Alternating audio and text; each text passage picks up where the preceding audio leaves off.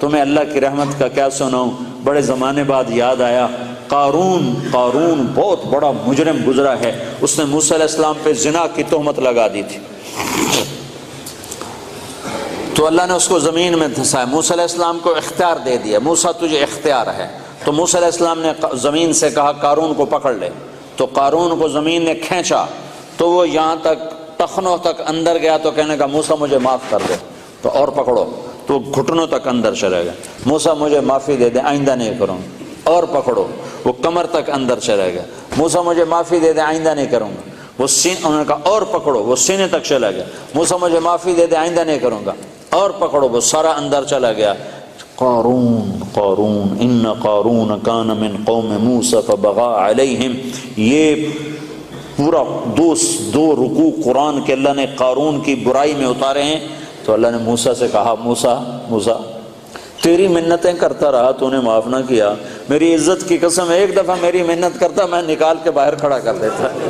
قارون، ارے بھائی قارون، اور تم تو محمد مصطفیٰ کے امت ہی بیٹھے ہو، وہ کہہ رہا ہے قارون میری منت کرتا تو میں نکال کے باہر کھڑا کر دیتا، تینوں میں آپ پہ راضی کر لوا، انہوں میں چھڑ دے منا ہے، پر اس میری منت ہی نہ کی تھی۔ تو بھائیو اللہ ایسا کریم ہے۔ تو توبہ کی تو سارے بھائیوں نے نیت کر لی نا، ٹوٹ جائے پھر کر لینا، انسان جو ہے، بشر جو ہے، ہو جاتا ہے گناہ، جب آنسو بہاؤ گے تو میرے رب کو غفور الرحیم پاؤ گے، مہربان پاؤ گے، کرم نواز پاؤ گے، شرم والا پاؤ گے، حیا والا پاؤ گے، اس کے دربار میں نا امیدی حرام ہے۔ وہ کہتا اگر میں کسی کو پکڑتا، دنیا میں فوری پکڑ آتی میری، تو میں ان کو پکڑتا جو میری رحمت سے نا امید ہوئے بیٹھے۔ ایک دفعہ میں مسجد میں بیٹھا تھا اپنی، تو 4 نوجوان آئے، کہنے لگے جی زندگی میں نہ نماز پڑھی نہ روزہ رکھا،